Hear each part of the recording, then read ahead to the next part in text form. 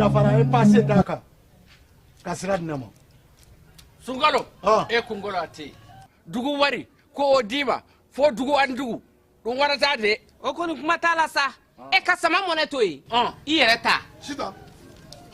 sidi ka numéro flani warici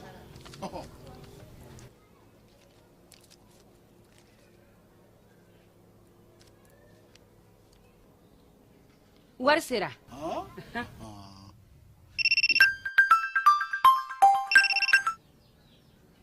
allo ye wari sɔrɔ o ɲɛna tiɲɛ yɛrɛ la ko ni sama bɛ maa min ɲɛ ko n komi t'i gosi ngonga sama mɔnɛ i yɛrɛ ta a sɔngɔ ka nɔgɔn ni mali warici sira bɛɛ ye depo ye fu ye wari bɛ ci fu ni application ye wa bɔsara ye musaka fitinin ye sama mɔnɛ ji ni kuran bɛ sara n'a ye krediw bɛ ta n'a ye sanni feere bɛ kɛ n'a ye sama mɔnɛ nin y'anw maliyɛnw ta ye a y'a si filɛ ka nkalon bɔnda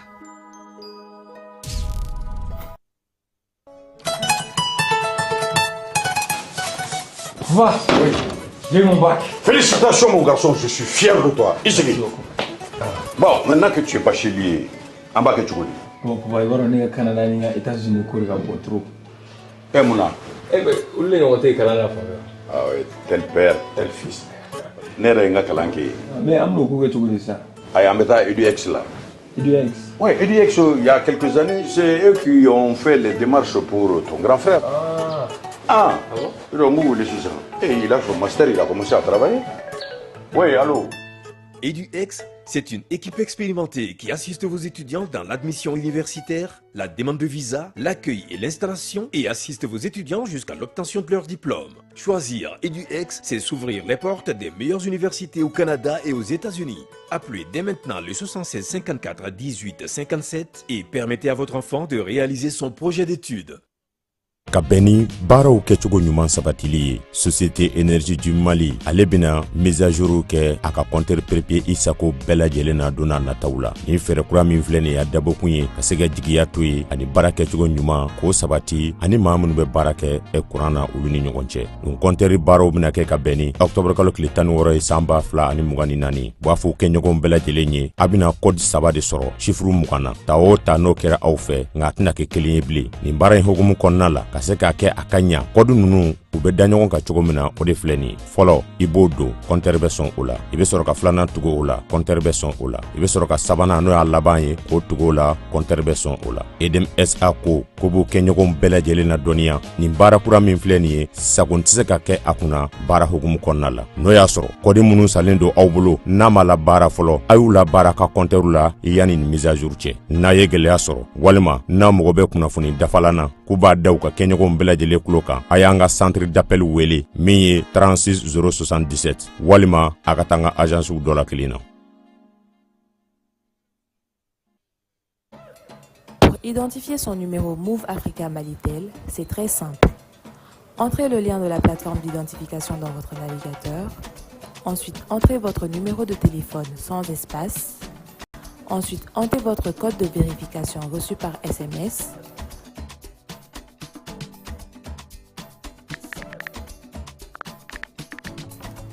Entrez vos informations personnelles, prénom, nom, date de naissance, numéro de votre carte NINA.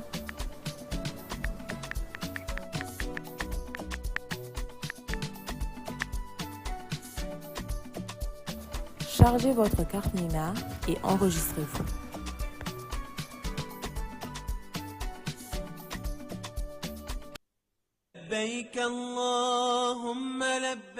Agence Dunia Travers Service ako abibu nyamasegi foli kɛ ka ɲɛsin a ka sango hiji denw ma aw minnu ye danaya ta ka da kan aw ka hiji labɛn ni a kɛcogo ɲuman na n'an taara hɛrɛ la ka segi hɛrɛ la dumuniw ka ɲi bɛrɛbɛrɛli ka ɲi n'an mago bɛ diɲɛ fɛn fɛn na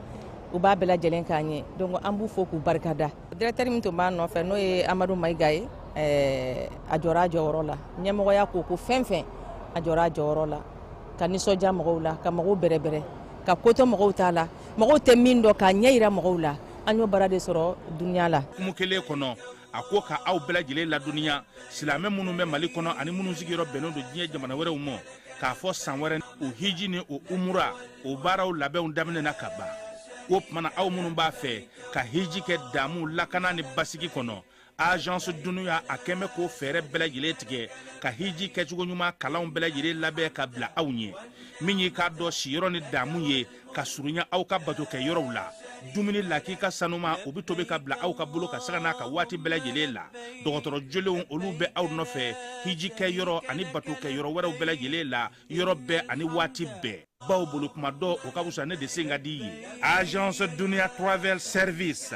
jɛɲɔgɔn kelen min bɛ aw ka hiji ni aw ka humura kɛ k'a ɲɛ ale de do o fana ni aw bɛɛ kunnafoni wɛrɛ ɲini a ye weleli kɛ 66 71 37 24 70 64 99 71 ni aw bɛɛ u ka yɔrɔ ɲini u filɛ ni hippodrome yɛrɛ la immeuble station soma yafula kulukɔrɔ sira da la o fana min y'i k'a dɔn agence dunuya travel service ye k'u bɛ dugawu kɛ hiji ni umura kɛcogo ɲuman a n'a musakaw ala k'a nɔgɔya silamɛ bɛɛ lajɛlen ye. an ka ɲɔgɔn dɛmɛ ka binkɛnikɛlaw ni maafalaw ni walijugutigilamɔgɔw kɛlɛ a y'anw dɛmɛ an k'aw dɛmɛ ka binkɛnikɛlaw ni maafalaw ni walijugutigilamɔgɔw kɛlɛ n'a ye kunnafoni sɔrɔ binkɛnikɛlaw ni maafalaw ni walijugutigilamɔgɔw kan a ye nɛgɛjuru ci dɛmɛso la nɛgɛjuru sira fɛ wari tɛ sara min na 80 00 11 20 walima 80 00 11 22 walima 98 17 36 75 ngo 98 17 36 45.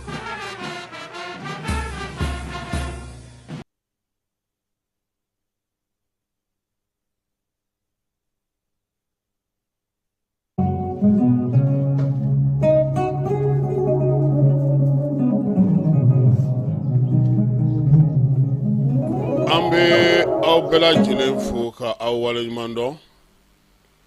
bi su in na an bɛna kuma di aw ma nɛgɛjuru sira la min ye 92 42 42 30 ye hakilina min b'aw la Mali gouvernement kura kan n'o ɲɛmaya bɛ général de division Ablaye Mayiga bolo ale ni président u ye baara min sigi sen kan kabini nin kalo in tile 22 fo kana se sisan ma mun bɛ sen na maaw ka se k'u hakilina di bonya ani karama kɔnɔna na basigi ani lafiya jamana bɛ se ka bilasira ni fɛn minnu ye nin waati in na an hakilina la aw na se ka na dɔ fɔ nɛgɛ kanɲɛ 20 ani mana tɛmɛ ni miniti 30 ye an bɛ telefɔni dayɛlɛ mɔgɔ bɛ se cogo min na ka kuma nka yan'o cɛ bamananw ko dugubila ka fisa laada wuli ye an na laada ale ti mɛn Keba an b'a si min fo dɛ an tɛ sɛgɛn a foli la dɛ jɔn bɛɛ lajɛlen ni dakan de don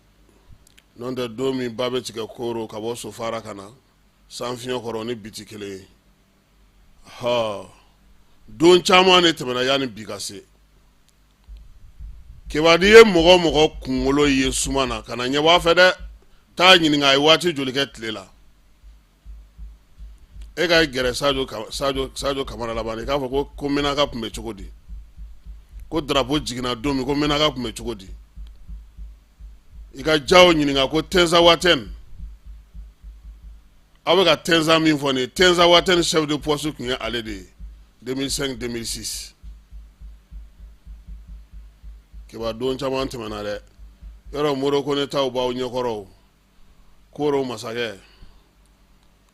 ale ye min kɛ Koro a ye wulikajɔ min kɛ Dɔngɔnɔdugu kɔnɔna na bɛɛ lajɛlen ye a ye n yɛrɛ terikɛ pilote masa u n'u ɲɔgɔnna caman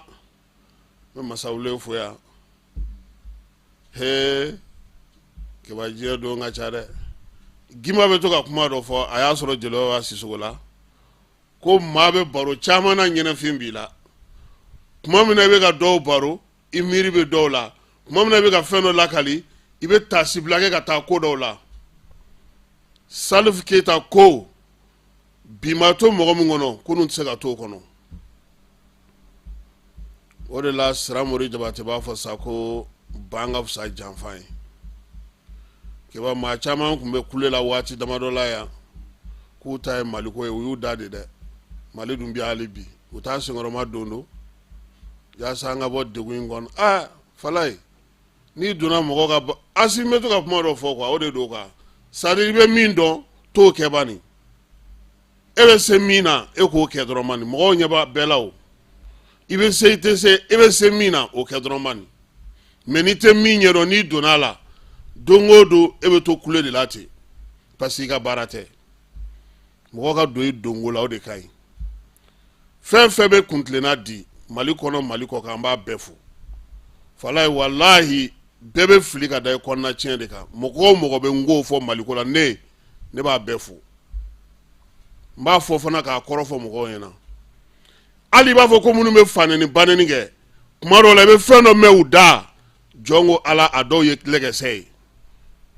i bɛ se k'a fɔ u ka fanɛni banɛni man di ye nka don dɔ la u bɛ tu fɛn dɔ la o ye tan ye o de la dɔ bɛ yen ani arasa bɔlen don ta kosɛbɛ tew caman bɛ yen nin waati in na an bɛ ɲɔgɔn kalama an bɛ dugawu kɛ ala k'an sago da an ma fala ni ko ma mɛn tiɲɛ ti dɔn ni ko ma mɛn tiɲɛ ti dɔn sigi mana mɛn sɔntigi bɛ ye ala ka hakili ɲuman d'an ma fɛn o fɛn ko Mali ko de la ne b'a bɛɛ fo a bɛɛ walayi falaye jamana sigira ko minnu bɛ politiki kɛ kulu de b'a mara Asimi bɛ baara min na bi n ko politiki baara de don Jawo ni Moribo Kone ninnu fɔ u bɛ fɛn fɛn na a bɛɛ ye politiki baara de ye n'aw ko k'aw tɛ fɛ ka politiki mɔgɔ ye a b'a fɔ de ayi an mago bɛ politiki kɛbaa ɲuman na an ka jamana kɔnɔ nka an tɛ fɛ ka politiki mɔgɔ ye o tɛ kuma ye dɛ maa caman bɛ k'i disi gosi ni Asimi ka baara a bɛ ka politiki baara de kɛ dɛ n jɛra n ka nin wari kɔ politiki de don n ye nin kɛ ta politiki de don politiki tɛ dɔwɛrɛ ye ka na ni fɛɛrɛ ye min bɛ ka jamanadenw lafiya a fɔra a banna a kɛcogo ɲuman o de ɲininen don bɛɛ lajɛlen fɛ nka fala ne bɛ fɛn dɔ fɔ an ka ɲɛmaaw ye premier ministre ko su min bɛ jaabi dɔ k'a bɛ fitiri fusée min filɛ nin y'a bolo nin ye n'o ye F16 in ye a k'a jija a ka F16 kana jɔ dɛ Super Tucano F16 drone a kana jɔ dɛ a m'a daminɛ ni nin de ye wa a k'a jija falaye a ka ministre fana ka nin sira ta n bɛna fɔ mun na falaye e ye ministre ye dɔ taara e fɛ yen ko fɛɛrɛ dɔ b'a bolo a b'a fɛ ka baara dɔ kɛ e ka baarakɛda dɔ la e ye papier k'a kan k'a di ko taa n'a ye n ka karisa nin fɛ yen o ye directeur ye directeur fana b'a ta k'a di a ka mɔgɔ dɔ ma e ministre e t'o ko jateminɛ tuguni directeur t'a jateminɛ tuguni o bɛ taa sɔrɔ a taalen no di directeur ka technicien minnu ma olu kɛlen don k'u sen na cɛ ka papier kan ka tila k'a fɔ ɲɛna ko o tuma k'e tɛ Mali ko cogo dɔn wa ni ministre ko papier bɛ niveau jumɛn na a bɛ fɔ directeur ɲɛna k'an bɛ ka étude kɛ an bɛ ka recherche kɛ ministre b'o fɔ directeur ka mɔgɔ technicien b'o fɔ a ye technicien b'o fɔ directeur b'o fɔ ministre fana b'a fɔ cɛ ɲɛna o bɛ k'a ɲɛɲini fala ɲɛɲini tɛ ban ministre kan ka jigin duguma de ka taa lajɛ u bɛ ka mun de ɲɛɲini wari Mali fonctionnaire dɔw bɛ yen n'u ma wari ko bɔ ko la hali ni Asimi ye san 100 k'a tɛ taa yɔrɔ si maa joli bɛ yen k'o nana ni miiriya ye technicien dɔw bɛ yen sonyɛlikɛla dɔw bɛ yen zone dɔw bɛ yen bingalikɛla dɔw bɛ yen administration kɔnɔ falaye u kɛlen don k'o ta k'o mara k'u sen da o kan f'u b'a f'i ɲɛna ko o tuma k'e tɛ Mali ko cogo dɔn wa e bɛ to minnu na don o don ministre la a b'a fɔ non mais techniciens vont travailler là-dessus o de la an b'a fɔ ministre ye u ka jigin bi falaye n bɛ misali kelen d'i ma commerçant bɛɛ tulo bɛ n na premier ministre tun bɛ chambre de commerce la bi a y'a f'u ye k'a ye fɛn mɛn a kun t'a dɔn ko u dun tugulen don ɲɔgɔn na hɛn i b'a kalama ko administration territoriale ni chambre de commerce tugulen don ɲɔgɔn na ale yɛrɛ ye fɛn mɛn bi ale tun ma deli k'o mɛn a nɔgɔni fɛ i b'a dɔn a ye min f'u ɲɛna ko kalo o kalo ale Mali opérateur économique bɛ sigi ka kuma kalo o kalo siɲɛ kelen n'a ma jigin duguma a b'o ye cogo di an b'o de fɔ faamaw ye a kana to mɔgɔw ka na n'u ka fɛnw ye aw k'a fɔ k'aw ka technicien ko yɔrɔ wari bɛ bɔ yɔrɔ minnu na kɔni hali kan'i yɛrɛ hali ni u b'i boson de min yɛrɛ bɛ diginɛ na fala ye kuma dɔw la Mali baarakɛyɔrɔ dɔw la e bɛ taa sisan bɛɛ b'a fɔ ko k'i sara i saralen pewu u bɛ mun f'i ɲɛna n ka cɛ a tɔ tora signature laban ye dɛ i yɛrɛ t'a lajɛ e b'a fɔ ko sa a y'a sara n'u y'a sara u bɛ tila ka na mun f'i ɲɛna i b'a dɔn an jama ka ca dɛ i b'o kɔrɔ dɔn i kana fitinin d'olu ma e bɛ sara i bɛ baara min kɛ prime bɛ d'i ma a la faso ka sara b'i bolo a ka mobili b'i bolo a ka fɛn bɛɛ b'i bolo i logelen don e bɛ tila tuguni k'e k'an ka jamanaden min ka dɛmɛ o ka se k'a ka musaka sɔrɔ ko fo ka dɔ d'e ma fala nin y'an ka jamana kɔnɔ degunba de ye bi maliyɛn minnu bɛ bɔ kɔkan ka na nin de bɛ ka kɛ u ma degun ye maliyɛn minnu bɛ kɔnɔna na ni projet b'u bolo nin de bɛ ka kɛ degun ye fɛn o fɛn mana di ɲɛmɔgɔw ma u b'a ta k'a di kɔmɔgɔw ma kɔmɔgɔw dɔw b'a kɛ nafolo ɲiniyɔrɔ ye o nafolo ɲiniyɔrɔ de b'a to maa caman sigilen kumunen don bi transition kɔrɔ o la tuma o tuma n b'a fɔ ko ministre a ye bɔ a ka taa lajɛ ministre a ye bɔ bureau kɔnɔ premier ministre kɔni tɛ ka sigi bureau kɔnɔ nin tile fila in na o la n k'a ka F16 drone a kana jɔ dɛ Super Ticano F16 13 a kana jɔ dɛ Akensi falaye ale de b'i susu k'a sɔrɔ i t'a dɔn ko i ɲɛ tɛ foyi ne m'a dɔn n'aw hakili bɛ fɛn dɔ la waati min na Teza Waters gɛlɛyalen kun don Algérie ye mun fɔ ko fɛn dɔ bɛ ka mugu ci k'a tɛ ye Akensi de don drone Akensi i tɛ foyi ye kabako la i t'a ye Sanogo la nka a b'a to fo Gawo ka gosili kɛ Tɛnzan fanfɛla ninnu na an y'o de san sisan falaye sɔrɔdasiw u bɛ min na a ka gɛlɛn dɛ jamana ka bon an k'u dɛmɛ o de la ne b'a fɔ n ko mɔgɔ minnu tun bɛ yen tile fila in na k'olu ta ye maliko ye a ye to aw ka maliko la aw ka mali dɛmɛ awɔ a tɛ taa so dɛ aw bɛna mali dɛmɛ de ni maliko don dɛ u bɛ mali dɛmɛ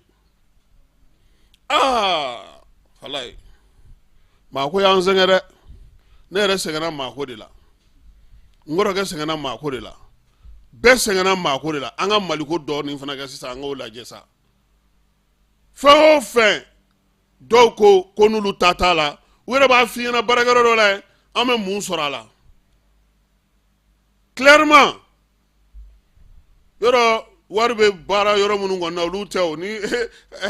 trésor bɛɛ b'a dɔn k'a fɔ k'a tɛ bɔ ten impôt a tɛ bɔ ten banque a tɛ sɔrɔ ten DFM a tɛ bɔ ten baarakɛyɔrɔ joli joli bɛ yen projet joli joli bɛ yen jeune joli bɛ munumunu salo la u ka initiative b'u la hakilinaw ka ɲi u b'a fɛ ka baara kɛ a b'an ka technicien bolo u bɛ k'a étudier monsieur le ministre an y'a di conseil technique ma o y'a di chargé de mission ma an bɛ k'a ko jateminɛ nka min bɛ ka fɔ cɛ yɛrɛ ɲɛna cɛ i bolo don i kun dɛ n'o tɛ an t'a signé dɛ a ti yɛlɛ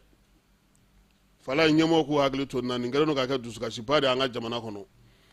dunko juguya ni yuruguyurugu kɛlɛba ɲuman ye min ye i b'a dɔn a faama ale yɛrɛ ka tile n ka cɛkɔrɔba n'o ye karamɔgɔ Mamudu Banba ye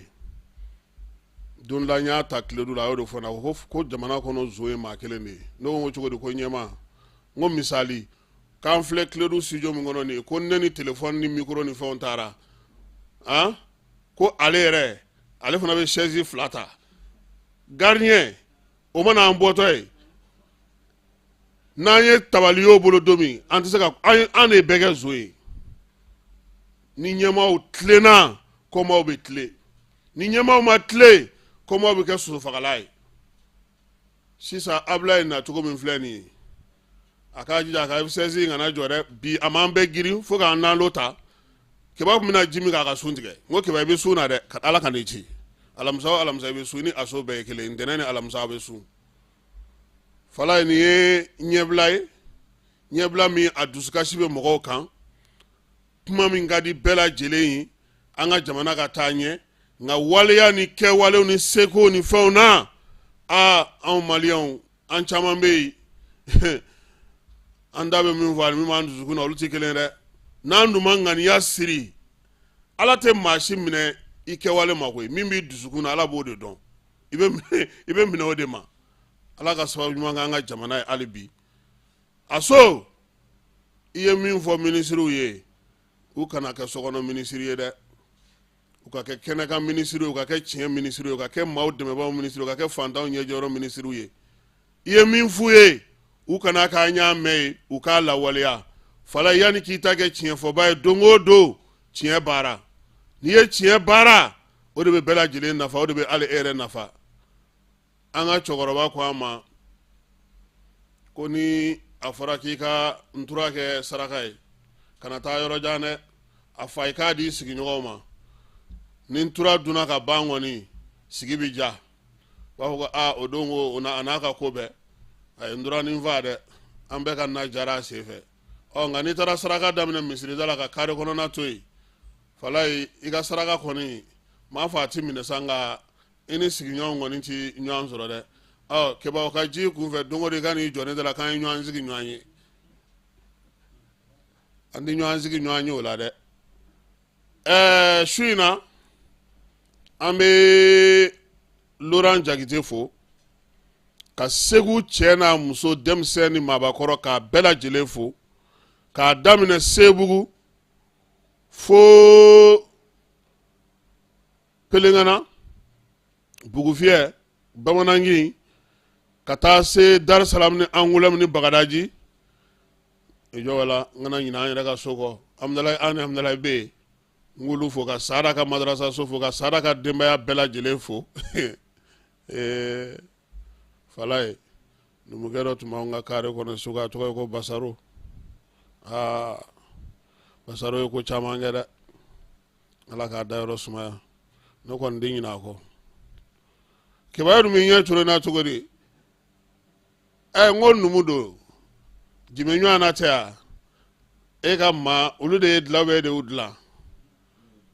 e y'u dilan ayiwa o ye yan ye dɛ n'an y'olu fo an bɛ Bakari Sangare Glace fo ka Abdulayi Jabate fo polisi kɔnɔna na n'a ka denbaya bɛɛ lajɛlen Bamakɔkura Bayilan Sanogo k'an b'ale fana fo Kalifa Seku ka foli ta ka ɲɛsin ale fana ma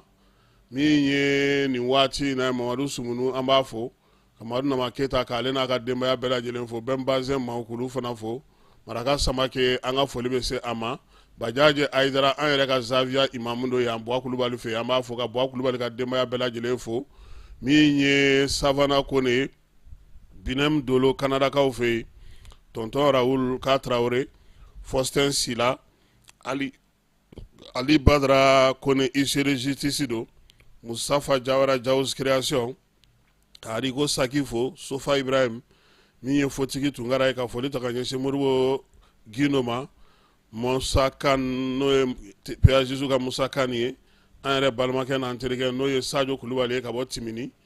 Kalifa furumuso n'o ye Kayatu Kulubali ye k'a fana fo ka fana dumuya fo école karamɔgɔ do Kayi Kaso n ka petipetini n'o ye Ajibare n b'a fɔ imabu kɔnɔna na Nun Dumbuya n'a ka denbaya bɛɛ lajɛlen Moriyalikaw fɛ k'u fo ka Yusu Tunkara fana fo min ye Azmir Te Keyita ye k'ale fana fo k'a waleɲuman dɔn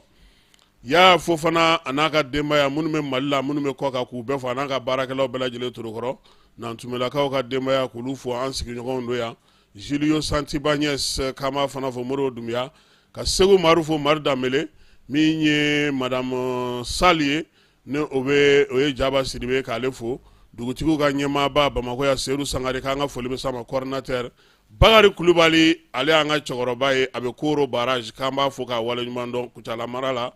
min ye Mama Tandiya ye ale bɛ États-Unis k'an b'a fana fo fala ye dɔgɔkun ko cayara an y'a ye k'a fɔ a fanba kɛra gouvernement ko ye gouvernement kɔni sigira maa 28 o de b'a kɔnɔna na cɛw ni musow do jamanakuntigi ale y'a kuntilennabaw f'u ye n'o ye baara kɛcogow ye AES ale kow fana bɛ sen na Senegalikaw olu tun ko k'an ka nina tɛ don fɛ u tilara ka segin k'a fɔ k'a bɛ don tuguni baaraw bɛ sen na Mali ni Senegali fala an bɛ ka baara dɔ k'a kan o carte ko in dɔrɔn tɛ o ko dɔ b'a ko la o nka o de la n ma sɔn ka segin ka n da don carte ko in na tuguni parce que n y'a kɔri voilà Diomaye Faye Ousmane Sonko ou Flavela pour nous écouter donc nous leur disons un grand bonsoir ce soir sur Jani FM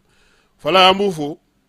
ni maa ko a b'i fɛ i fana b'a yira la k'a fana ye maa ye nanzarakan man ne yɛrɛ da tuguni i man fili tɔ ye k'a sɔrɔ bamanankan na an b'a tima don o don ka fautibaw kɛ maa si tɛ maa corriger n'an y'olu fo an b'a fɔ sa ko AES bolofara min bɛ États-Unis kaw fɛ yen olu farala ɲɔgɔn kan ka taa Isa Kɔnfuru fɛ yen n'o ye Mali lasigiden ye olu jɛra sa ka jɛkuluba kelen sigi Maliyɛn minnu bɛ yen Burukinabe minnu bɛ yen ani Nizɛrikaw fala ye olu ta yen ko nin y'a bannen c'est fini c'est tout foyi tɛ kɛ tuguni ni olu yɛrɛ tɛ coordination a lakodɔnna lasigidenso minnu bɛ jamana saba in tɔgɔ la olu kɔni y'a denguli kɛ jamanaden tɔw n'a ɲini sa ka fara u kan ka se ka don jamanakuntigi ale kuntilena segi belebeleba di a segi na o ye kalata ka kɛ basigi ni lafiya kɔnɔna na ni waati na politimɔgɔw bɛ k'u toro kan a na kɛ kɔɲɔmuso yebali dilanda ye sabula min ye kalata ko ye a bɛ taa ni sira minnu ye a kan ka taa minɛn minnu kɔnɔ fɛɛrɛ minnu kan ka sigi olu baaraw bɛ sen na o de la ministre d'État ministre de l'administration territoriale premier ministre ale tun bɛ CNT la lamɛnni la loi électorale ale ni loi organique tɔ minnu bɛ yen n'olu kan ka kɛ kalata yɛrɛ sinsinnaw ye wasabulon kɔnɔna na o lamɛnniw olu daminɛna fala ye premier ministre ale ni président ni ministre tɔw bɛɛ lajɛlen u ye laadala lajɛ kɛ lajɛ min kɛra sa dayɛlɛli lajɛ ye min ye premier ministre ale ka conférence fɔlɔ ye u y'a conseil de ministre fɔlɔ ye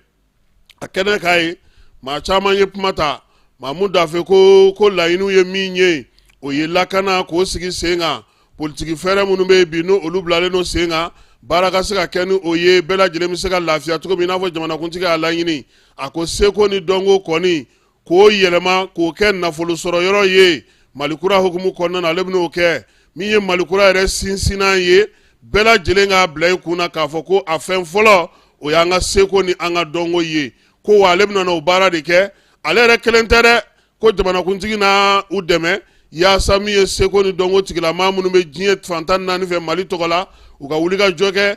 baara min kalifala ale la ale ka se k'o kɛ mariam tangara ni ale bɛ dumuyalakaw ka sigi la sigida lakana minisiri saniyali ale ni yiriwali kuntalajan a ko k'u bɛna n'u jija ko danaya min dar'u kan ko k'o kɛ koyi ko sabula ko maliyɛnw ye degun caman kɛ a ko ko a bɛ bonyamasegin kɛ furancɛla fanga ɲɛmaa ye général d'armée Asimi ale ni premier ministre o min ye danaya da ale ka k'a bila nin baara in na Umu Sali Sɛki baara ni baaradege ministre a ko k'u bɛna n'u seko n'u damayira bɛɛ lajɛlen kɛ yaasa min ye baara ni baaradege ye a ka kɛ jamanakuntigi ale kuntilenna ye ko nka k'a bɛ jamana ɲɛmaaw fo ka jamanadenw fo u ka degun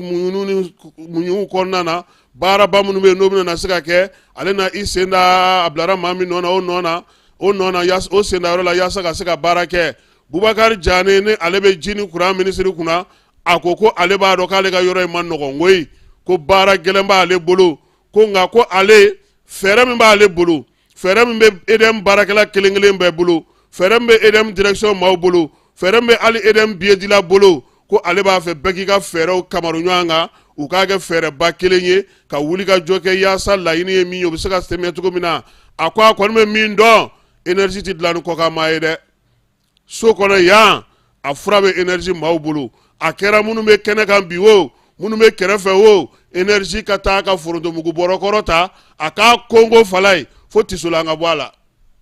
Jane ko da t'ale fɛ kuma t'a ka tugu maliko la wa ale da yɛrɛ tɛ kuma to ko a ka tugu fala a kamina de ma koyi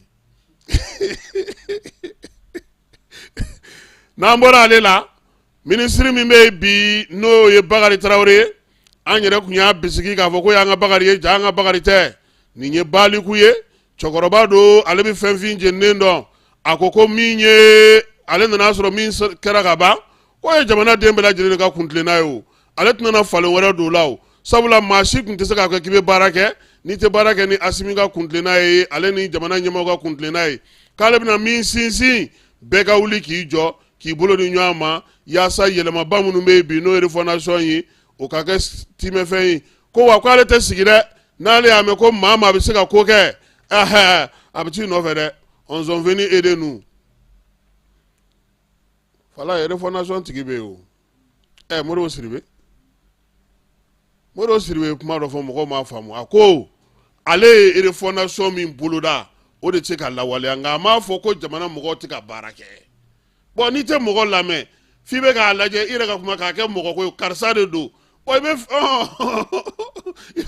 ale de y'a ka baara kɛ ale de nana n'a ka laɲini ye n'i ye M5 mɔgɔ o mɔgɔ ɲininka u b'a f'i ɲɛna waati min na M5 b'a tan ni fila fili la ni refondation fɔra Modibo Sidibe de tɔgɔ bɛ fɔ ale de bɛ ɲɛfɔli kɛ mɔgɔw ɲɛna ale de bɛ bilasirali kɛ M5 mɔgɔ o mɔgɔ ye débat organiser yɔrɔ o yɔrɔ o b'o bonyamasegin k'a ye nka n'ale ko ale ka miirina ye min ye k'o tɛ ka kɛ fala o kɔrɔ tɛ ko baara tɛ ka kɛ o a ko ale ye min miiri o de tɛ ka kɛ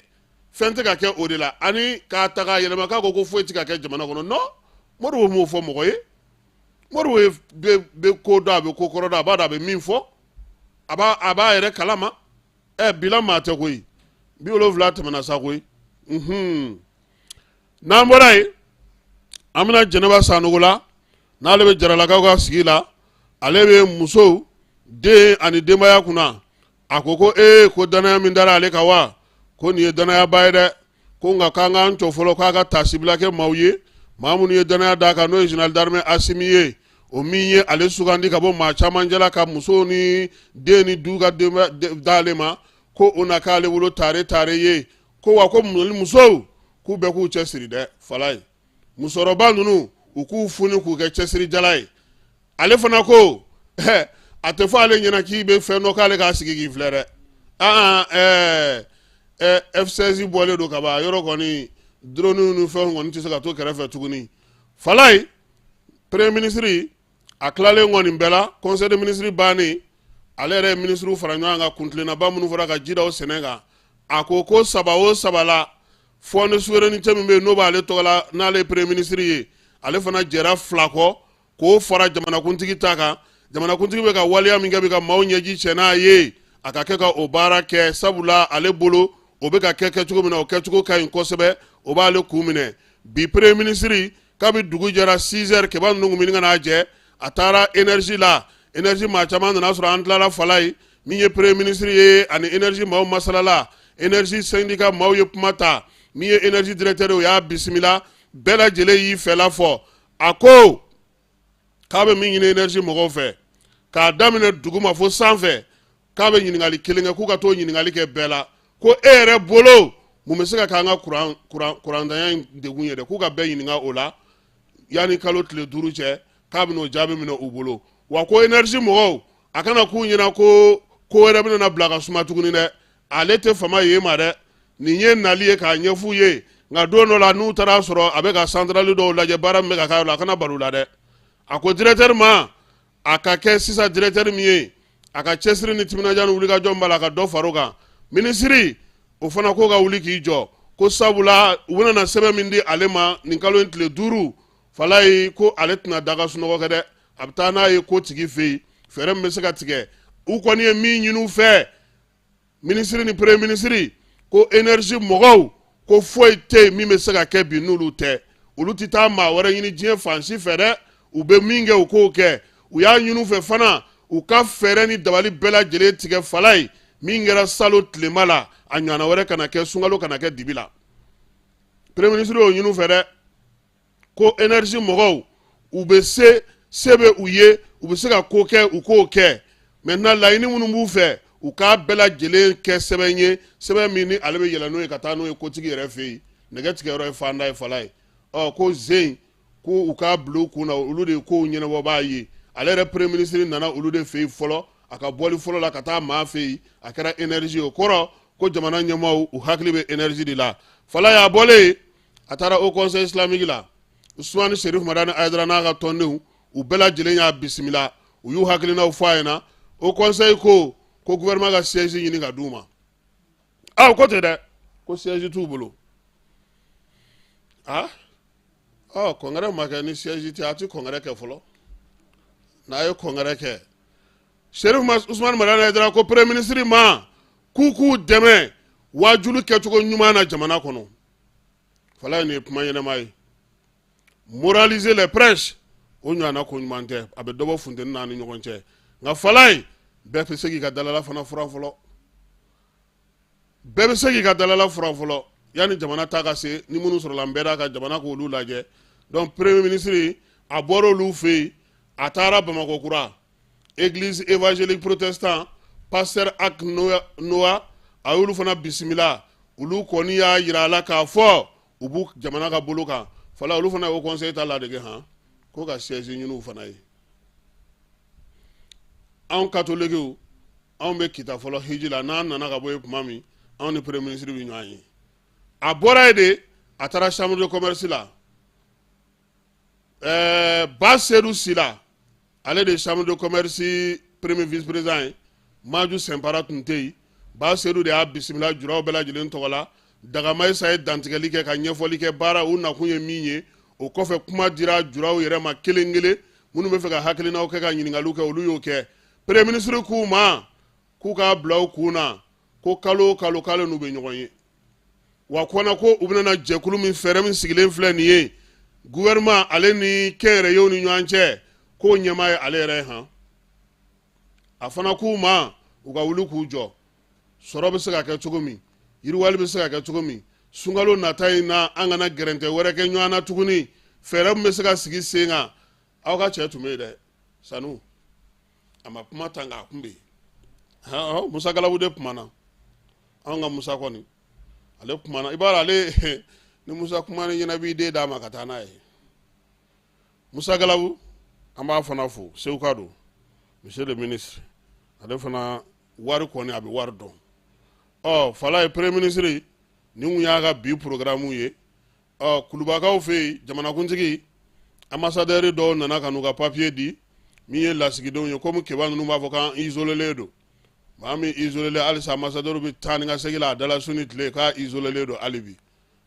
an na isolement in kɔrɔ fɔ an ye nin dɔgɔkun in na an baarakɛ ɲɔgɔnw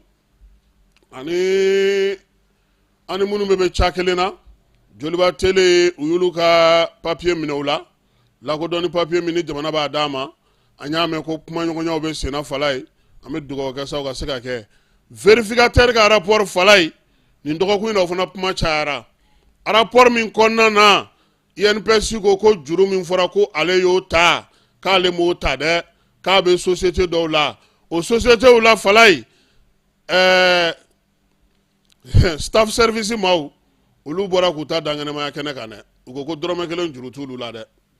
k'olu welela pôle économique la olu taara n'u ka facture bɛɛ ye k'u y'a sara ko wa sisan olu yɛrɛ bɛna plainte don vérificateur yɛrɛ contre la o ko ten dɛ k'olu tɔgɔ tiɲɛna u lagosira wa min ye mankutu jugu taara ka da u kan u b'a lajɛya u b'a ɲini tribunal fɛ vérificateur y'a kɛ kun min na u ko vérificateur ka baara yɛrɛ ma ɲɛ k'u ye rapport min kɛ k'a ma ɲɛ ko parce que u ma mɔgɔw ɲininka a dun fɔra ko Bamakɔ kɔnɔ yan commune 1 commune 2 commune 6 bɛɛ lajɛlen ko miliyari 12 bɛ olu la région kɔnɔnaw n'o ye Mali région dɔw ye Segu b'a la Gawo b'a la an buranakaw ka taa se Sikaso ma ani Kayi ko olu ta bɛ taa se sefa wari miliyari 7 ma n'i y'o de fara ɲɔgɔn kan sa ko o juru de tɛ fewu INPS la dɛ ko juru bɛ o baarakɛyɔrɔw de la Fala ye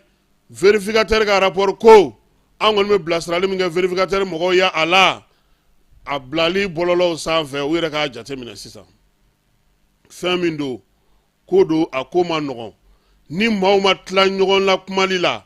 ni maaw ma ɲɔgɔn faamuya ka sɛbɛn ta k'a bɔ k'a di kunnafonidilaw ma u k'o ko in jateminɛ fana parce que a bɛna ni futinɛ ye i m'a ye ni nin kun ye papier min bɔlen filɛ nin ye n'a tun ma fɔ k'a bɔra vérificateur yɔrɔ ni journal de tun y'a sɛbɛn staff mɔgɔw tun bɛ taa journal de attaquer tribunal la mais comme a fɔra k'a bɔra vérificateur de yɔrɔ o yera olu yɛrɛ ka page kan an b'a ɲini vérificateur fana n'a ka mɔgɔw fɛ u k'a jateminɛ kɛ papier minnu ni fɛn minnu bɛ yen ni sɛgɛsɛgɛliw ni fɛn bɛ k'a la yan'u k'a bila bɛɛ lajɛlen k'a ye k'a sɔrɔ bɛɛ ma lamɛn ko bɛɛ lajɛlen ma kun cɛ a bɛ baara nɔgɔya u yɛrɛ bolo o ka fisa u yɛrɛ ma tuma o tuma publication ka kɛ journaux b'a ta téléw b'a ta radio b'a ta o bɛɛ kɔfɛ tuguni o tigilamɔgɔw bɛna n'u jɔ u ɲininkali pôle économique la k'u ma fɛn ta u nana n'u ka daluyaw ye Fala ye a bɛ nin kana k'an ka avion ni ko ye avion wari dunna nka preuve ma ye ko min ye avion wari dun a procès yɛrɛ ma ban fɔlɔ an kɔrɔmuso yɛrɛ liberté provisoire ɲini u ma sɔn k'a d'a ma o Udu Kone an b'a fɔ nin kɛnɛ in kan yan a n'a ka misirilamaw bɛɛ lajɛlen ka Ibrahima Koromakan fo ni ye Mahamudu Sangare an b'a fana fo ka Sanfili Solo fo Burama Traoré Mohamed Kulubali Seydou Guindo Bɛnkɛ Kulubali Amidu Guindo min ye Seydou Guindo ye ka taa se Usmani Guindo ma an bɛ ninnu bɛɛ lajɛlen fo Fala ye an ka pankurun dɔ farala kan tuguni Wolomasiri Tabaw ka pankurun kura wɛrɛ farala kan Akenzi Droni o sɔrɔla ka na fara Baya Tare ale min ye TPD feere an ma Turkikaw an n'u bolo bɛ ɲɔgɔn bolo Wolomasiri Tabaw u ka ɲɛmaa y'a jira fana k'a fɔ Bamanci wɛrɛ ni wale kɛbaa dɔw bɛ yen olu fana dɛrɛla nin dɔgɔkun in kɔnɔna na maa minnu tun bɛ sa n'olu kɔni kun yera bingali min kɛra septembre kalo tile 17 n'olu dɔw kun yira o ko la ka taa an juguya la ka ɲɛsi gendarmerie ma ale ni aéroport maa 6 in kɔni olu minɛlen don nin waati in na o bugunatigɛw yɛrɛ bɛɛ lajɛlen bɔra chef d'état-major ko k'a b'a ɲini bɛɛ lajɛlen fɛ maaw k'u hakilina kɛ kelen ye wolomasiri tabaw bɛ baara min na a bɛ to sen na fo waati min Mamadu Ba Dugure an b'a fana fo Liberiakaw fɛ yen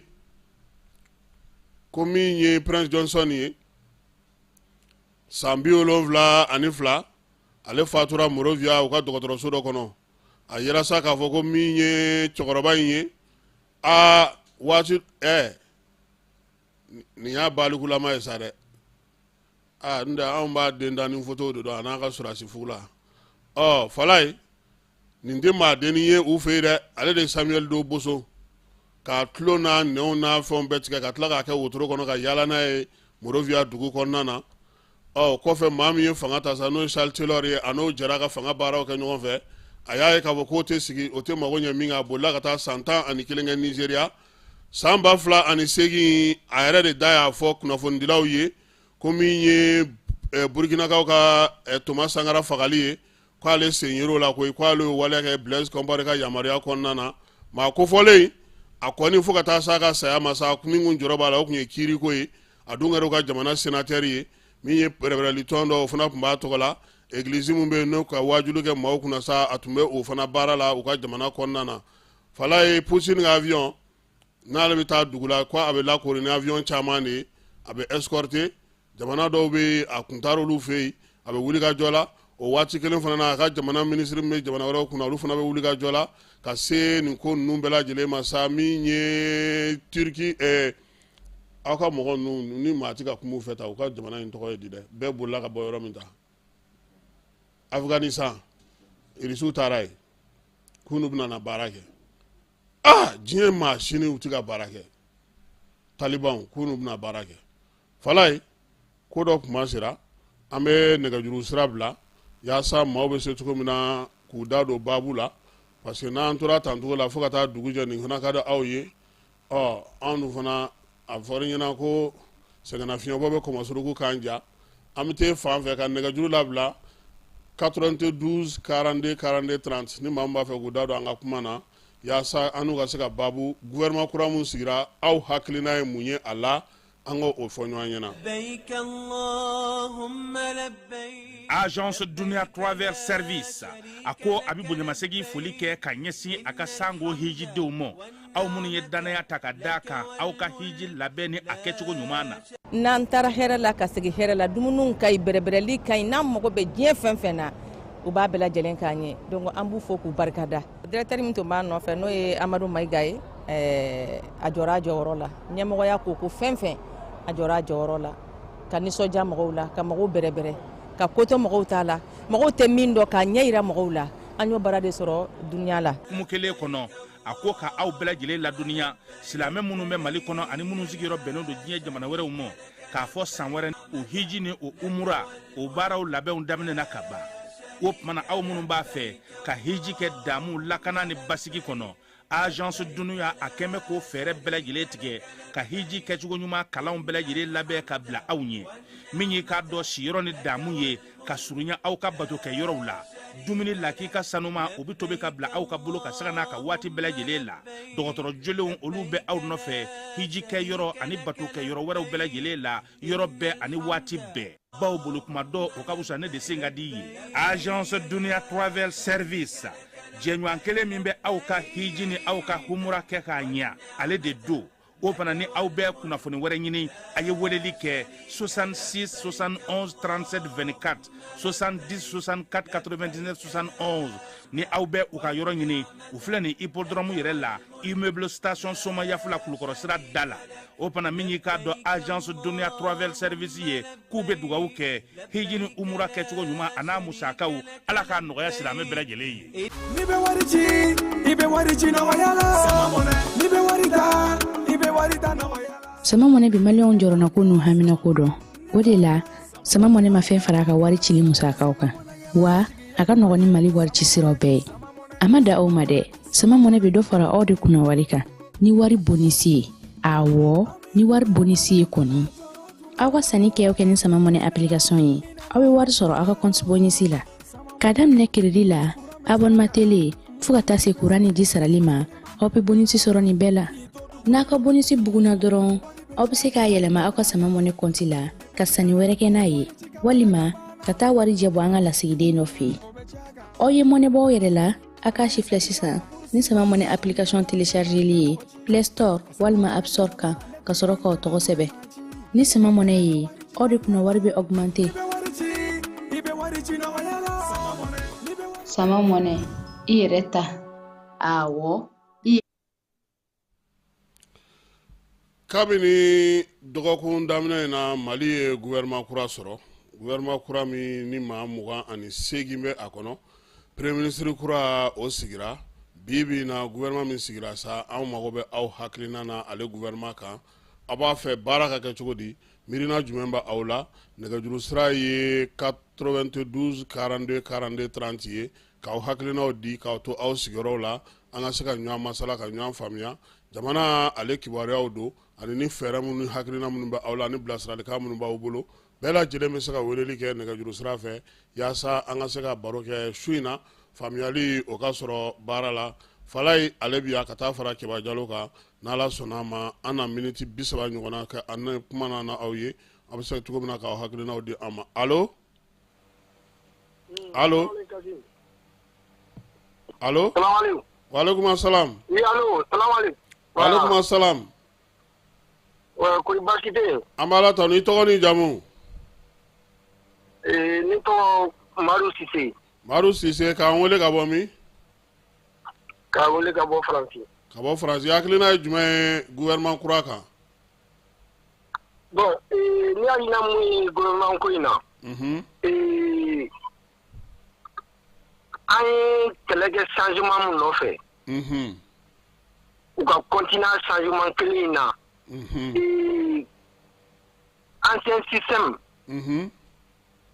an ye gɛlɛyaba in kun kuranko la pour que ka ancien système in kɛlɛ u kana taa énergie ko maa mun ka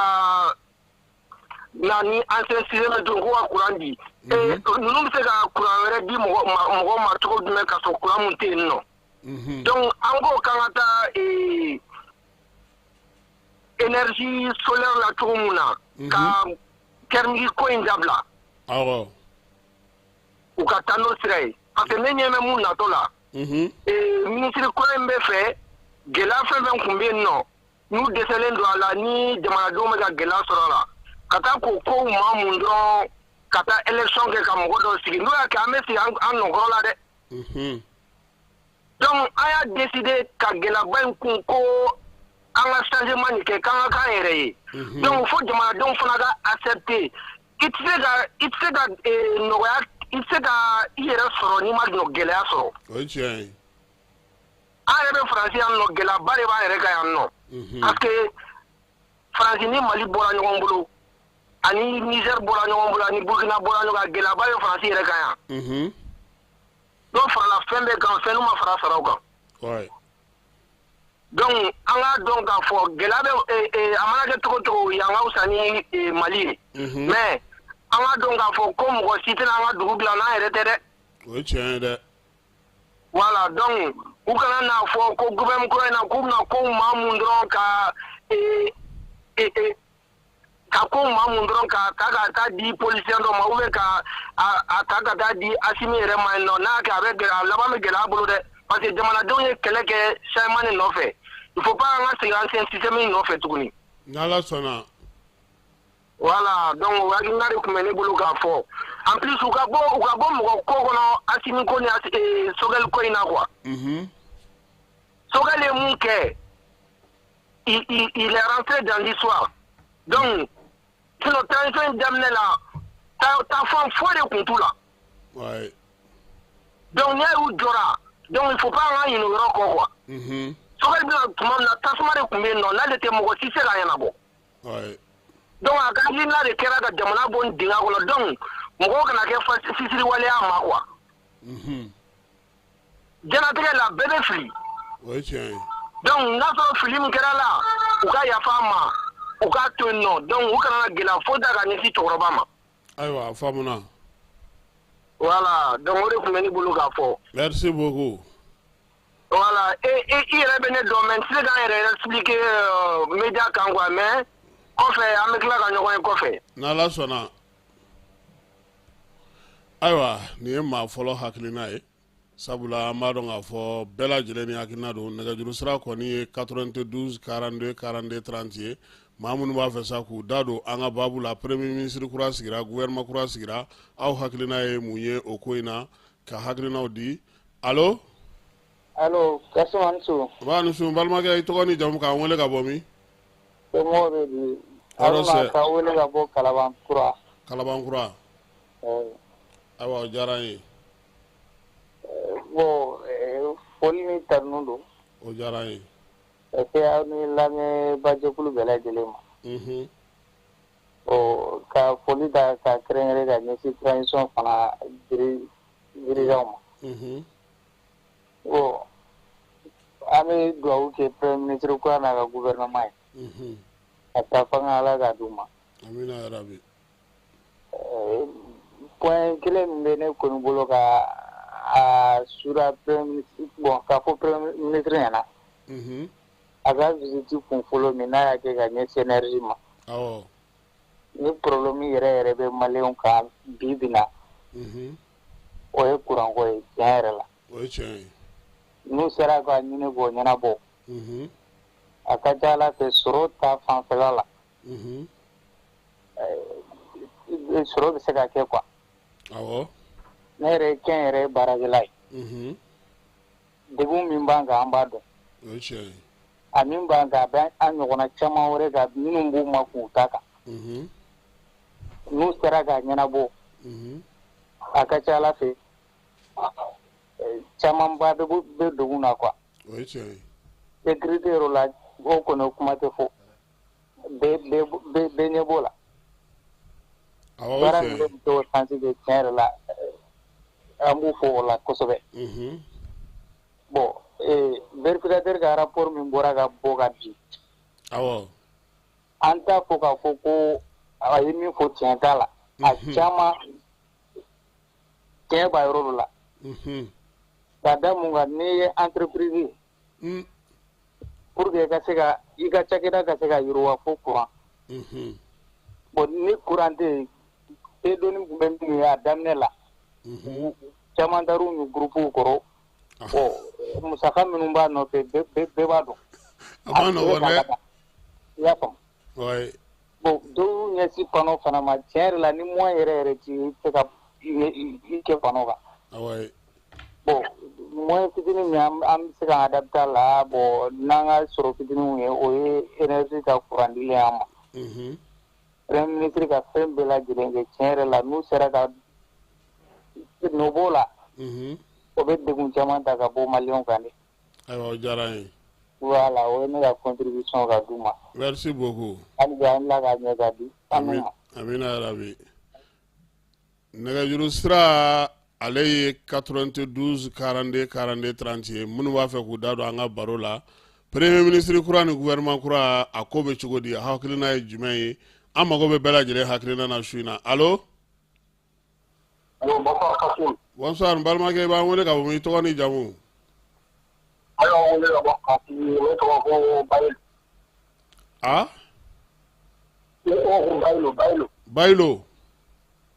Awɔ. Ayiwa Bayilo i hakilina ye jumɛn ye. Kassim hakilina wɛrɛ kelen la ne hakilina ye mun ye.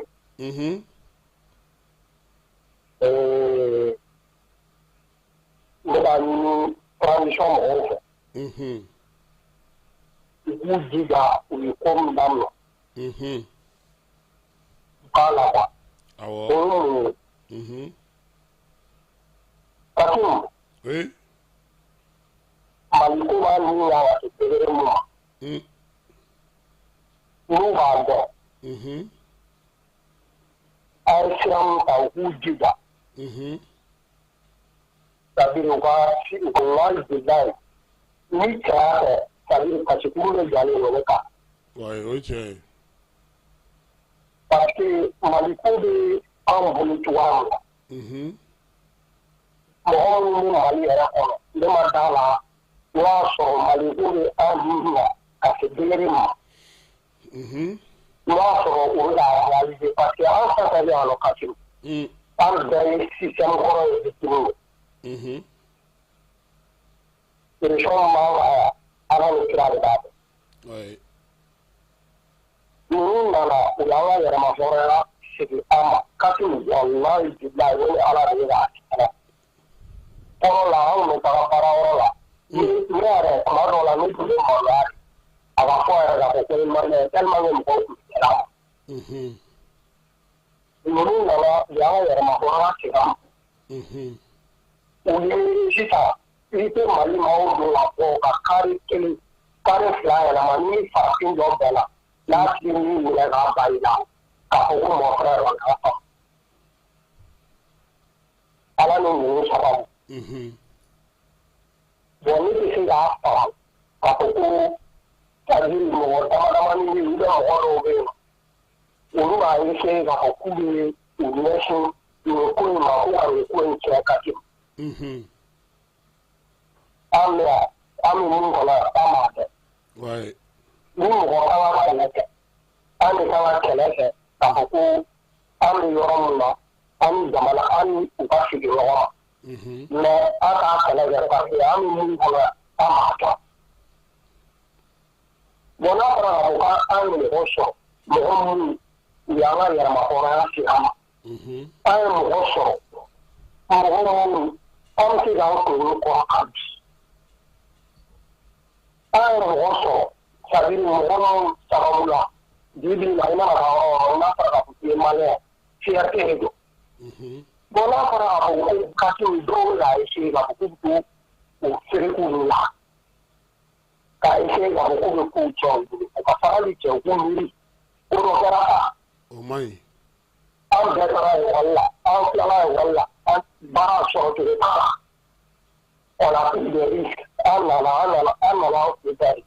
mais bɛɛ ni garijɛgɛ de parce que mɔgɔ mɔgɔ bɛ bɔ i faso la ka taga yɔrɔ wɛrɛ la dɛsɛ an dɛsɛlen de yan ne bɛ min fɛ i b'a fɛ ala kama kira kama wa sabali u k'u bolo di ɲɔgɔn ma parce que n y'a mɛn ko ninnu bolo ninnu ta jamana de bɛ yen jamana tun tɛ yen mɔgɔ minnu nana ka jamana ci kama fɛn min bilala en place ça fait des années kow bilala en place halisa aw ni fɛɛrɛjugu tigɛ a kan o bɛ se ka ɲɛnabɔ cogo di yɔrɔnin kelen cɛ jeli tɛ se ka suma ɲɔgɔn kan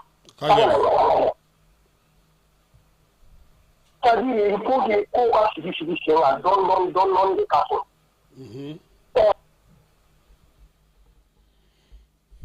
ayiwa an bɛ maa wɛrɛ ɲini sabula min y'an balimakɛ a ka hakilinaw an y'a faamuya an kɔni bɛ yan bɛɛ lajɛlen ka hakilina kama maa maa bɛ ni hakilina b'i la nɛgɛjuru sira ye 92 42 42 30 ye gouvernement kura Mali yɛrɛ bɛ fɛ a ka taa cogo min k'i hakilina di an ma su in na an ye téléphone labila aw ye aw ka se ka aw ka miirinaw di gouvernement kura sigili kan ani taabsen kura min bɛ se ka don jamana kɔnɔ fɛla min b'aw yɛrɛ la an ka se ka ɲɔgɔn sɔrɔ allo. Oui, allô, salam alaikum. Alaikum assalam. Kasimu don wa? Awɔ, ne yɛrɛ bi yan. Ah, d'accord. Ko n bɛ ka émission lajɛ quoi. Ah, i tɔgɔ ni jamu? Ne ye Ibrahim Traoré ye, mais an bɛ Faransi. Ayiwa, Ibrahim Traoré. Ouais. Hakilina jumɛn b'e la? Bon, n b'i lamɛn don o don i ka émission a tɛ fɔn kɔ. N yɛrɛ b'a lamɛn kosɛbɛ. Wa hakilila vraiment ne hakilina caman bɛ ne la mais komi jama ka cali na n tɛna min kosɛbɛ n bɛ hakilina di. Mais ne ka problème bɛ yɔrɔ min na o ye yɔrɔ fɔlɔ ye quoi. Ne ta bɛ transport ko yɔrɔ de la quoi. Parce que vu que Air France tɛ nana bilen n'a sɔrɔ la u bɛ se ka compagnie wɛrɛ ɲini i n'a fɔ Bruxelles. I n'a fɔ Bruxelles Airline ni comment dirais-je Emirates. Ani Portugal ni Italie ninnu. Ni Air Mali tɛ ka se ka na sisan u ka se ka sɔrɔ dɔ la Kasimu pour que déplacement bɛ nɔgɔya mɔgɔ bolo. Sinon mɔgɔ sigilen don suraka avion filɛ i bɛ déployer kɛ i bɛ se ka taa i bɛ tile fila kɛ i ka valise tɛ s'i ma. Donc nin fana ye sɛgɛnba ye voyage la. An yɛrɛ Air France yɛrɛ kana na sa an mako t'o la mais au moins a ye compagnie wɛrɛ ɲini ka na ɲɛni ka to an yɛrɛ ta kɛ sɔrɔ ou bien Sénégalais filɛ n'u bɛ taa Sénégal u bɛ taa facilement Ivoirien filɛ bɛɛ bɛ voyager facilement Mali yɛrɛ de transport ka ca ni diɲɛ transport bɛɛ ka bɔ ka taa Amérique 8 heures de bolo bɛ 12 heures a transport man ca i bɛ Sénégal da ka taa lajɛ transport man ca mais Malien a tɛ se ka ɲɛfɔ ka kasi ni degunba ye quoi il faut que ministre de transport ka lajɛ a bɛ se ka kuma ni comment dirais-je compagnie wɛrɛ ye Bruxelles n'a sɔrɔ Bruxelles na o bɛ Malien bɛ lafiya i bɛ bɔ dɔrɔn ka taa Bruxelles dɔrɔn fɛngɛ i bɛ taa escale kɛ direct Bamako c'est plus facile a bɛ fɛn nɔgɔya mɔgɔ bolo fɛn dɔ bɛ yen a ma se an k'o bɛɛ kɛ gouvernement ye ni ministère de transport bɛ yen a fɛn dɔ bila sen kan quoi parce que au moins an fana bɛ se ka fiɲɛ bɔda sɔrɔ quoi sinon den ti yɛrɛ ko ka ca a dossier fan bɛɛ bloqué mais aw bɛ ɲɛ tugun dɔ kan k'a dɔ débloquer pour que mɔgɔw bɛ se ka lafiya parce que an filɛ yan ne bɛ tile ban dɔw tɛ tɛmɛ ka sɔrɔ nɛnɛ bɛ lamɛn nɛnɛ yɛrɛ bɛ lamɛn tɛ lafiya fo n ka dɔn min bɛ Mali la donc ne branché yɛrɛ de don parce que Mali bɛ n di kan cogo min na n yɛrɛ bɛ n ka effort kɛ n bɛ vidéo kɛ n bɛ n ka hakilinaw di tout ça o ye ne ka yɔrɔ ye quoi i ka se k'a lajɛ kumakan bɛ taa yɔrɔ jan n'u bɛ se ka ɲɛɲini o dɔ la même n'a kɛra Bruxelles kelen ye ou bien compagnie wɛrɛ parce que suraka volet nin filɛ nin a sɛgɛn ka bon i ka valise bɛ tunu tu sais a ka gɛlɛn quoi n'i ta kun a ka gɛlɛn Mali dun filɛ nin ye diaspora de bɛ ka Mali an bɛ place la o ye tiɲɛ ye nɛgɛjuru sira 92 42 42 30 yaasa ka se ka an sɔrɔ k'i da don faso ale baro la faso baara min ye gouvernement kura sigili ye an b'a fɔ limanaw ɲɛna sa ko nɛgɛjuru labilalen don u ye dɔ bɛ nɛgɛjuru la allo allo salaamaaleykum waaleykum assalam salaamaaleykum waaleykum assalam grand Kassim allo allo grand Kassim oui ça va ça va Amsu i b'an wele ka bɔ min Belto Pedro ka wele ka bɔ Italie ka bɔ Italie ko bɛ cogo di Mbak Kwete d'accord an bɛ k'a ka émission lamɛn tuma bɛɛ vraiment émission y'a dan de don o don n b'a lamɛn hali n'a heure tɛmɛna fɛn a filɛ ka ministre ye a sigi cogo kɔni ɲɛna an kun sigilen bɛ ale ye o d'accord Sogɛl a filɛ ma an ye min kɛ baadaw la dɛ an ye o de ɲɔgɔn de kɛ Sogɛl la Sogɛl t'a dɔn o kɔfɛ Grand Kassim min ka gɛlɛn jamana ye i b'a dɔn jamana min bɛ se ka jamana taa ɲɛ an ka jija an ka kan na o de c'est très très important n'i bɛ se ka i ka kan fɔ e bɛ se ka kɛ foyi ye an b'o sɛgɛn de la erreur fan bɛɛ de kɛ yan daga an kɛ kunfin ye u ka anw ta ka bɔ minɛn kɔnɔ quoi o de ye important ye a filanan min ye ko Maliyɛn ka wuli ka baara de kɛ sira tiɲɛna o a dɔ dan Maliyɛn ka wuli ka taa hali ni n'u an tɛ se goudron dali la mais papier kɔni an tɛ se ka o da Bamakɔ carré kɔnɔ o ye tiɲɛ ye papier kɔni erreur fan bɛɛ de papier de bɛ dugu kɔnɔ yan goudron tɛ erreur minnu bɛ Faransi olu bɛɛ b'a dɔn yan carré kɔnɔ bɛɛ caman ye papier de ye an bɛ dɛsɛ o la fana an b'o gerebubalan ta ka yala ni mɔgɔw nɔfɛ Maliyɛn ka wuli ka baara de kɛ mais Asimu kan ka révolution an kan ka o de bolo da zon ninnu an kan ka wuli kun de tigɛ ayiwa o faamuna maa tɛ zon yɛrɛ dɛ zon ninnu an kan ka wuli kun de tigɛ an ka jamana de jɔ ayiwa an bɛ hakɛto ɲini kɛ mɔgɔw fɛ sabula min ye baabu ye an k'a to an y'a daminɛ cogo min mɔgɔ bɛ se ka faamuyali k'a la cogo min na min ye hakilinaw ye an k'olu di k'a sɔrɔ an ma don ɲɔgɔn kun o bɛ sɔn ka fisaya kosɛbɛ o la maa caman bɛ ka tɔmɔta tɔmɔ a la maa dɔw fana bɛ ka fɛnw ci ka na fala ye bɔlɔlɔ sira fɛ caman bɛ ka ɲininkali kɛ nka maa minnu bɛ yen k'a daminɛ ni sisan cɛ sa maa 10 ɲɔgɔn na olu bɛɛ lajɛlen ko k'a ɲini gouvernement fɛ a ka maaw bila baara la denmisɛnninw ka danaya da u kan jamana dunko juguya ni yuruguyurugu ko k'o kɛlɛ min ye Abulaye Sila ye ale ko k'ale fana bɛ Ottawa nin waati in na a ka d'ale ye gouvernement n'a ma ɲɛ k'a kɛra denmisɛnninw ye u fana ka danaya da denmisɛnninw fana ka jɔyɔrɔ d'olu ma u bɛ se ka baara kɛ cogo min na ka ɲɛ Ablaye ye denmisɛnnin ye Asimi ye denmisɛnnin ye u yɛrɛ bɛɛ ye denmisɛnnin ye sa u fana k'a lajɛ tɔw bɛ se k'u bolo saba olu fana ka se ka baara kɛ cogo min jamana ka bɔ dunko juguya ni yurugu la ko n'o ma kɛlɛ k'an tɛ taa ɲɛ nɛgɛjuru sira la dɔ bɛ yen allo an su Kasim b'a ni su n balimakɛ i tɔgɔ ni jamu i b'an wele ka bɔ min Fuseni Yara ka bɔ Kalaba Fuseni ka bɔ Kalaba awɔ Bamakɔ yan ayiwa Fuseni kuma b'i bolo diyara n kosɛbɛ n bɛ bɛɛ fo bɛɛ tulo b'i la diyara n kosɛbɛ gouvernement kura in na bon bamananw ko ni sun bɛ ja ko ka ni sigi fɛ ko i kan ka a faamuya ko ne kɔni ka faamuya la inshallah jigi bɛ nin kan mun tɛmɛna ka gouvernement mun tɛmɛna an b'o fo fana parce que donna a ye baarabaw kɛ ka tɛmɛ baarabaw kɛ tiɲɛ na tiɲɛ yɛrɛ la a ye baarabaw kɛ ka tɛmɛ an b'o fo la kosɛbɛ mais ne bɛ mun ɲini gouvernement kura in fɛ sisan k'a fɔ premier ministre ani a ka Alfred Sani ko gɛlɛya bɛ dugu kɔnɔ kosɛbɛ dɛ u k'u hakili to o la kosɛbɛ tiɲɛ yɛrɛ la an bɛ transition in fɛ an b'a soutenir an y'a M5 kɛlɛw kɛ an y'a gabakuru filiw nation bɛɛ kɛ an y'a dabɔ changement de kama n'an bɛ mun ɲini fɛ u yɛrɛ k'u jija u yɛrɛ dama k'u bolo don ɲɔgɔn ma k'u ka baara kɛ u ka bɛn ani kɛlɛ ka sabati ni ɲɔgɔn cɛ maliyɛnw jigi bɛ Ala kan u jigi bɛ olu de kan dɛ an t'a fɛ furufuruko foyi ka an ko kibaruya mɛn u yɛrɛ dama ni ɲɔgɔn cɛ n'an y'o mɛn don o don a bɛ mun dan kan sufɛ an tɛ se ka sunɔgɔ an dalen an tɛ yɛlɛma yɛlɛma de ka dilan kan u k'u miiri la k'a fɔ o fana ko ni a nana tɔgɔ cɛ ka ɲɛsin olu ma a b'anw na maloya ye bon k'u hakili to la kosɛbɛ n'o tɛmɛna ka bɔ yen nɔ carte na ko o k'u hakili to an ka carte biométrique ko in na kosɛbɛ parce que gɛrɛ tɛ maliyɛnw bolo dɛ tiwa ayiwa voilà ko ye ko labɛnw sabati kabini a wagati ma se ayiwa o kɔni ye ne ka faamuya ye parce que jamana ni jamana ni ɲɔgɔn cɛ hali n'an bɔra CEDEAO la kɔni mais Sénégal misaliya la an ka sous-région bɛɛ mun tɛ AES kɔnɔna na hali n'a kɛra Côte d'Ivoire ye an n'u ka sigi an ni ɲɔgɔn cɛ bon an tɛ CEDEAO kɔnɔ an kɔni ye AES de mais an ni ɲɔgɔn cɛ an ka jamanadenw bɛ se ka gɛlɛya ni degun minnu bɛ yen nɔ ka se k'u wuli ka bɔ jamanadenw kan o kuma fɔ kabini a wagati ma se o ka fisa a ka se gɛlɛya ka bin a ka wuli a kumaw la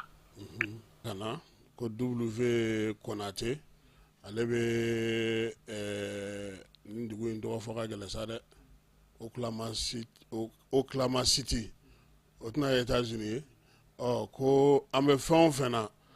ko n'an kɛ an ma maa dɔw minɛ k'olu bɔ baara la yɛrɛ de pewu dunko juguya ni yurugu la k'a ti dabila ko tant que maa dɔw ma jɔ maafa gende kan ko mɔgɔw t'a dabila k'a tɛ se ka dabila o k'i ye fɛn o fɛn kɛ ko dɔw b'a kɛ allo Alisson nba ni su Asimu Tarawele hɛrɛ tilenna nba balimakɛ i tɔgɔ ni jamu k'an wele ka bɔ min ne tɔgɔ ko Musa Kulubali ka bɔ Espagne Musa Kulubali ka bɔ Espagne Kulubali mara b'aw sɛlɛ kɔni baasi t'aw la an b'a la tanu Kasimu i sɔrɔli diyara ne ye bi dɛ ayiwa k'a diya Ala ye an b'i fo i ka cɛsiri la o diyara n ye i bɛ baara min na Ala k'a taa ɲɛfɛ yarabi ama amina yarabi vraiment an bɛ to k'i ka kunnafoni lamɛn sa kanu sa de a don kelen tɛ tɛmɛ an kan o diyara n ye Kasimu ne bɛ fɛ ka min fɔ maliyɛnw ye ne wolola Nara de ka mɔ Nara an ka dugu tɔgɔ ko Dinga anw ɲa madarasa so jɔ an ka dugu rɔ ɲinan y'a san 14 ye an bɛ ka wari sara k'an to tunga fɛ yan madaraso karamɔgɔ 3 de b'a la karamɔgɔ 3 in kelen o kelen 13,000 kalo o kalo san kɔnɔ o kɔfɛ ka chateau se 30,000 an ka dugu rɔ ka tila k'an ka dugu misiri jɔ an bɛ min fɔ maliyɛnw ye n'an m'an fara ɲɔgɔn kan an ka Mali in lajɛ Kasimu tubabuw ma ɲi dɛ tubabu ma ɲi tubabu ti ɲina u ti surunya ka ɲina bon maliyɛnw b'a wuli don ko don mankan cilen i yɛrɛ waati du la ni bɔra baarakɛyɔrɔ la an bɛ messagew lamɛn fo ka se su midi su 1 heure ma an tɛ ka sunɔgɔ k'a sɔrɔ an ma i ka kunnafoni lamɛn n'an ye i ka kunnafoni lamɛn a bɛ hakilisigi min se an ma Ala dɔrɔn de b'a dɔn quoi donc maliyɛnw ka bɔ mɔgɔko la u ka jamana in lajɛ quoi Kasimu jamana in sɛgɛnna dɛ jamana in sɛgɛnna san joli sisan nɔ jamana kelen min ma na ko nin maɲi min ma na ko nin maɲi c'est à dire ni min b'a la don min ko a ka ɲi ni e bɔra a la dɔrɔn ko a maɲi. O y'an kɛcogo ye. kabini jamana tɛ taa nin cogoya la dɛ. an bɛ yɔrɔ min na fa kalo 12 ni kalo sara tubabu ka sariya ye nin i b'a wari bɛɛ sara k'a fa pewu. bon anw fɛ mɔgɔw yɛrɛ de ma se ka jamana yɛrɛ fa. est-ce que k'an to nin taabolo in la ka sɔrɔ Mali bɛ se ka jɔ ta fɔlɔ. ka gɛlɛn. tiɲɛ yɛrɛ la ne kɔni bɛ se ka min fɔ. Maliɲɛnw ye an ka mɔgɔko dabila an faso in lajɛ n'o kɛra ni Ala sɔnna san kelen ko tɛ san fila ko tɛ jamana in bɛ se ka bɔ nɔgɔ la cogoya min na. n'o tɛ vraiment anw fura dama gouvernement ma baara foyi k'anw kun n y'a fɔ cogo an ka dugu dɔ ko dingɛ in mɔgɔ min bɛ yen dingɛ dugu kɔnɔ a bɛ mɔgɔ k'a kɛ a bɛ na jɔ ko mɔgɔ 600 700 la. an ka fɔlɔ-fɔlɔ i b'a dɔn u tun bɛ taa kɔlɔn dun sen bolo la u tun b'a sen fɔlɔ-fɔlɔ a bɛ san 50 san 60 bɔ bi. Simon kɔlɔn anw denmisɛnnin ma Simon kɔlɔn de b'anw ka dugu kɔnɔ halisa Simon kɔlɔn kelen o kelen mètre 45. mètre 45 Simon kɔlɔn 4 de bɛ yen nɔ ji t'a si la. o maɲi. an ye tilema bɛɛ don k'a fɔra an bɛ taa ji ta fo kilo 15 de ka se ka na mɔgɔw la nin cogoya min na dugu kɔnɔ. o maɲi. hali esconsitili jɔlen b'an ka dugu kɔnɔ ɲɛnɛya fan 4 an yɛrɛ de y'a wari bɔ an ka dugu kɔnɔ yɔrɔ bɔ yan an ka tɔndenw minnu bɛ yan k'a jɔ hali mètre 1 ni t'a la hali sisan. mais gouvernement yɛrɛ ça i b'a fɔ anw yɛrɛ kan u t'a dɔn i ye Fanu tɔgɔ mɛn nka Fanu. n ye Fanu tɔgɔ mɛn.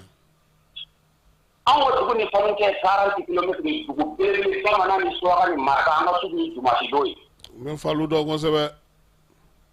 wa anw bɛ Fanu kɛrɛfɛ 40 kilo ko dingɛ ye dugukɔrɔba de ye. ɲinan a bɛ ka dingɛ sigi yɛrɛ ni sanji an ka mɔgɔkɔrɔba b'a fɔ an ye san 700 ani kɔ. mais gouvernement ka nɔ kelen ni t'a fɛ hali an yɛrɛ ka dɔgɔtɔrɔso an yɛrɛ de bɛ ɲinan bɔ kilo fila ka taa dan dɔgɔtɔrɔsow la. bon n'a fɔra an tɛ nin se ka dingɛ gɛlɛya kɔnɔ an bɛ ka fɛn dɔw ɲini ko yali Mali na se ka taa ɲɛfɛ. o de don.